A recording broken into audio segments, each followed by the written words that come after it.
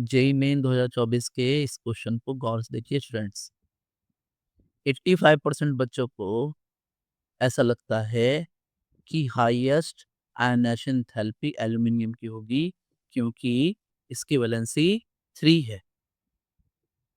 But actual answer nitrogen है क्योंकि इसके पास स्टेबल इलेक्ट्रॉनिक कॉन्फ़िगरेशन। आइए हम इसे डिकोड करते हैं। तो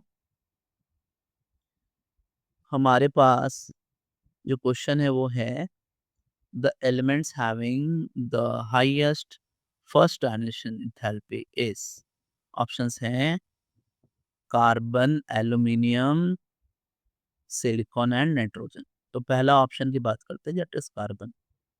कार्बन का अगर हम इलेक्ट्रॉनिक कॉन्फ़िगरेशन लिखें तो हमें ये समझ में आएगा कि ये होगा 2s2 एंड 2p2। मैं सिर्फ आउटर इलेक्ट्रॉनिक कन्फर्मेशन लिख रहा हूँ। बी ऑप्शन का होगा दैट इज एल्यूमिनियम और वो है 3s2 एंड 3p1।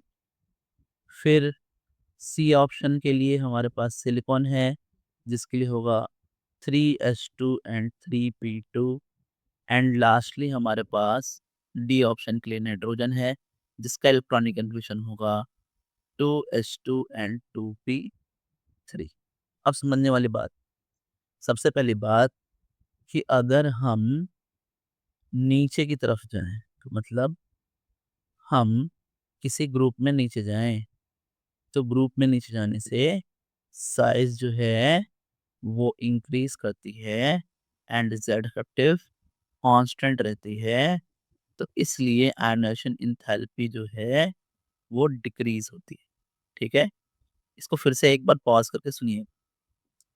फिर ये तो बात थी ग्रुप्स की, अब बात करते हैं लेफ्ट से राइट पीरियड की।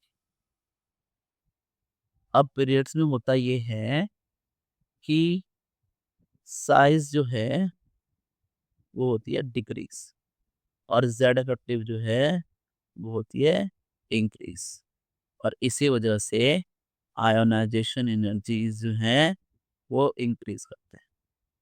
तो रही बात कि अगर सेकंड पीरियड और थर्ड पीरियड दोनों ही हों तो सेकंड पीरियड वालों को हम हाईएस्ट मानेंगे क्योंकि ग्रुप में हम ऊपर ही हैं, नीचे आए नहीं।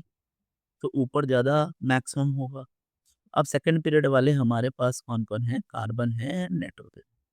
अब यहाँ बात जो है वो इलेक्ट्रॉनिक कॉन्फ़िगरेशन पे आएगी क्योंकि यहाँ 2s2 है एंड दिस इज़ 2p2 है।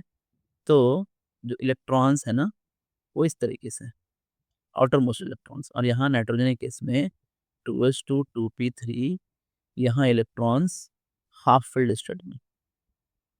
अब हाफ फील्ड वाले ज़्यादा स्टेबल हैं, ये half field more stable, and more stable होने की वजह से हाईएस्ट है ना आयनाइजेशन एंथैल्पीज।